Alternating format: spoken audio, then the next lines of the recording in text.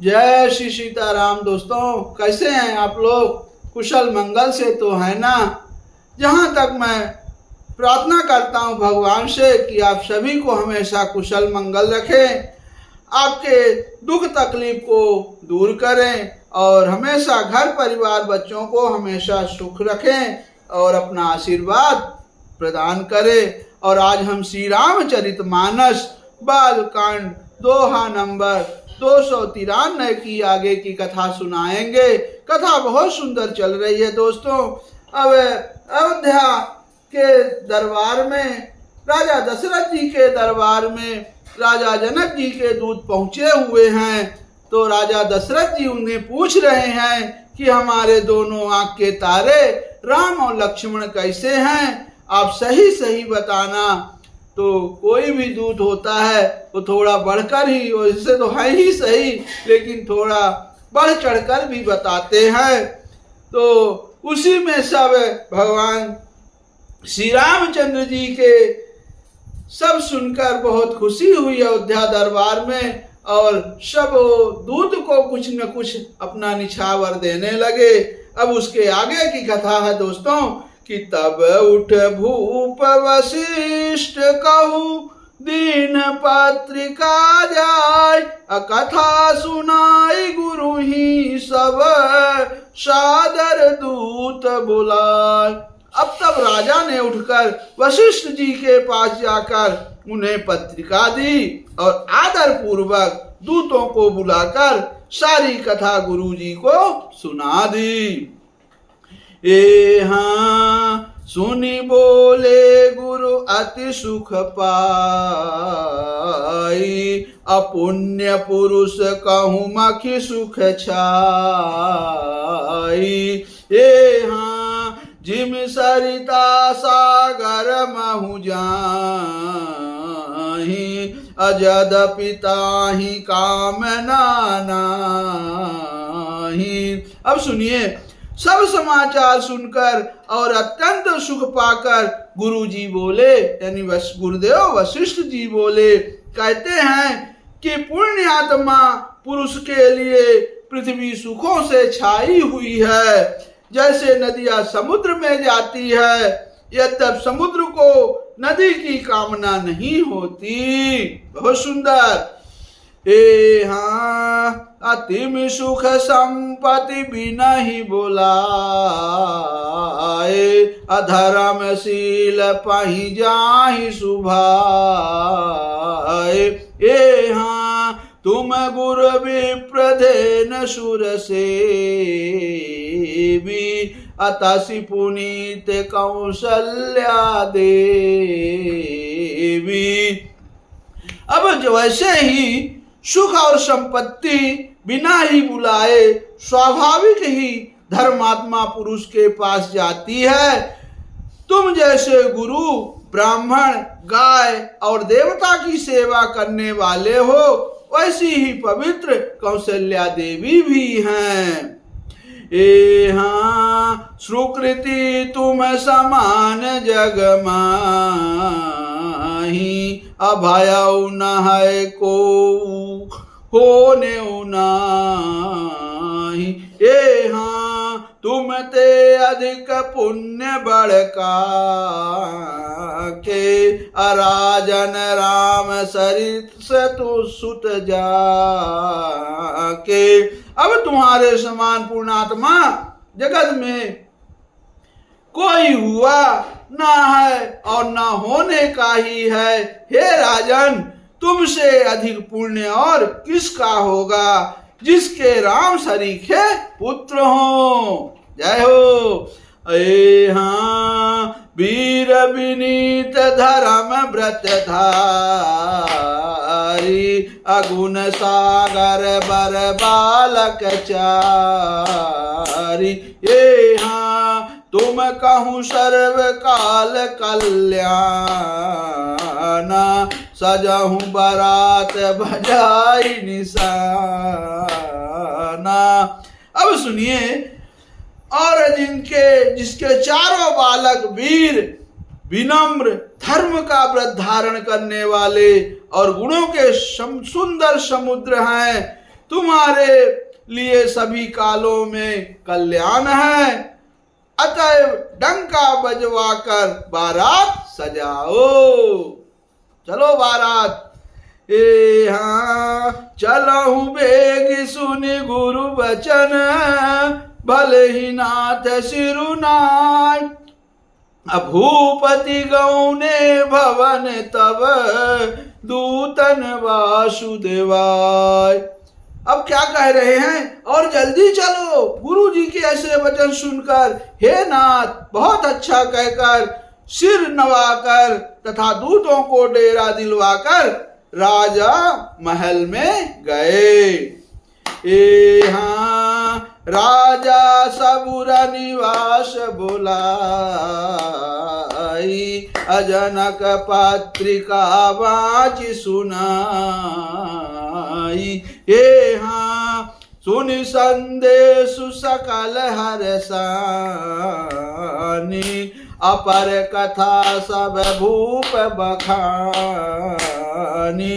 अब राजा ने सारे रनिवास को बुलाकर, रनिवास ने सभी रानियों को बुलाकर जनक जी की पत्रिका वांचकर सुनाई।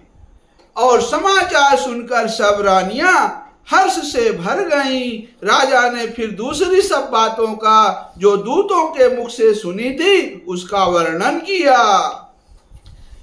ए हाँ प्रेम प्रफुल्लित राजहि रानी, अमनहु सिखिन सुनि बारिद बानी। ए हाँ मुदित आशीष देहि गुर नारी, अति आनंद मगन महतारी। अब प्रेम में प्रफुल्लित हुई रानियां ऐसे सुशोभित हो रही हैं जैसे मोरनी बादलों की गरज सुनकर प्रफुल्लित होती हैं। अब बड़ी बूढ़ी अथवा गुरुओं की स्त्रियां प्रसन्न होकर आशीर्वाद दे रही हैं और माताएं अत्यंत आनंद में मगन हैं। ए हाँ लेहि परस पर अति प्रिय पाती, हृदय लगाई जुड़ा वही छाती। ए हाँ राम लखन कई कीरति करनी, अबारहि बार भूप बरबरनी। अब उस स्वतंत्र प्रिय पत्रिका को आपस में लेकर सब हृदय से लगाकर छाती शीतल करती हैं। कितनी सुंदर बात है दोस्तों, कितनी खुशी छाई हुई है। अब राजाओं में श्रेष्ठ दशरथ जी श्री राम लक्ष्मण जी की कीर्ति और करनी का बारंबार वर्णन किया। ए हाँ मुनि प्रसाद कही द्वार सिधाए, अरानिन तब मही देव बुलाए। ए हाँ दिन दान आनंद समेता, अचले विप्रवर आशीष देता। सुनिए, दिए दान आनंद समेता अचले विप्रवर आशीष देता। कहते हैं कि यह सब मुनि की कृपा है। ऐसा कहकर वे बाहर चले आए। तब रानियों ने ब्राह्मणों को बुलाया और आनंद सहित उन्हें दान दिए और श्रेष्ठ ब्राह्मण आशीर्वाद देते हुए चले। ए जाचक लिए हकारी दीन, निछावर कोट विधि, अचिर जीवहु सुत चार, चक्रवर्ती दशरथ के। अब फिर भिक्षुओं को बुलाकर करोड़ों प्रकार की निछावरें उनको दी। चक्रवर्ती महाराज दशरथ के चारों पुत्र चिरंजीव हों। ए हाँ कहत चले पहिरे पटनान, अहर सिंहने गहे गहे निशान। बना। ये हाँ समाचार सब लोगन पाए, लागे घर घर होन बधाए। अब सुनिए, यूं कहते हुए ही वे अपने अनेक प्रकार के सुंदर वस्त्र पहन पहन कर चले।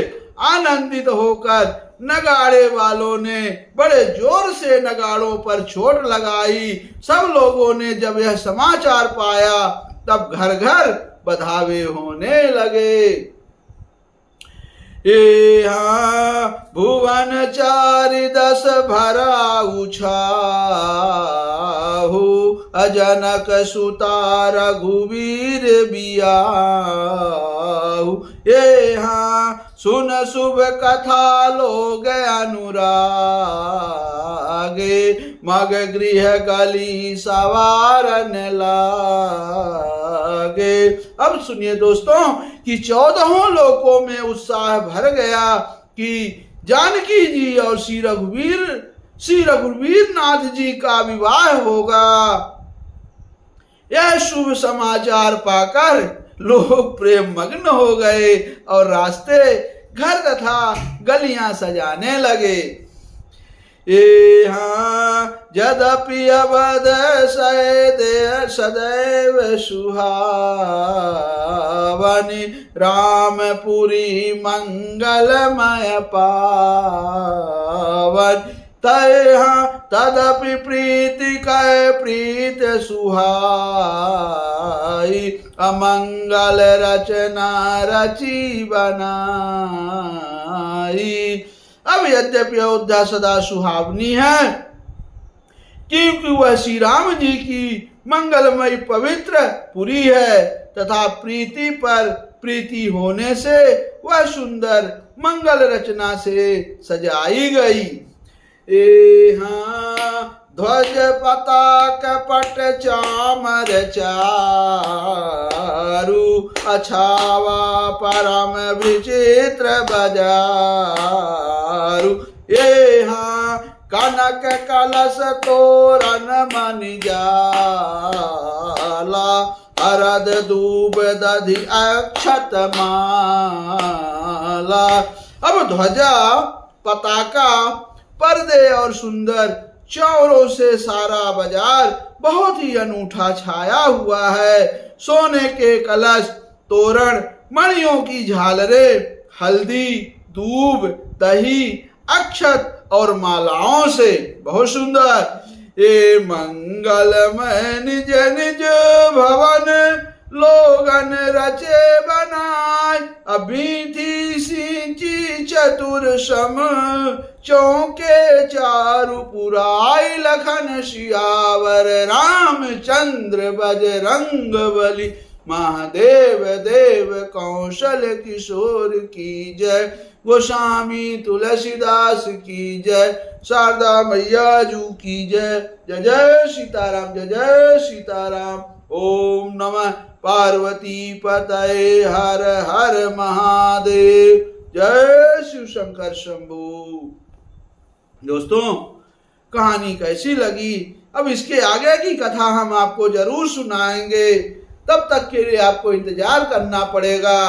और जो भाई बहन पहली बार आए हो हमारे चैनल में, तो चैनल को सब्सक्राइब करें, फॉलो करें और कमेंट में जय श्री राम लिखें। और एक लाइक तो बनता है दोस्तों, और अच्छी लगे दूसरों को भी शेयर करिए।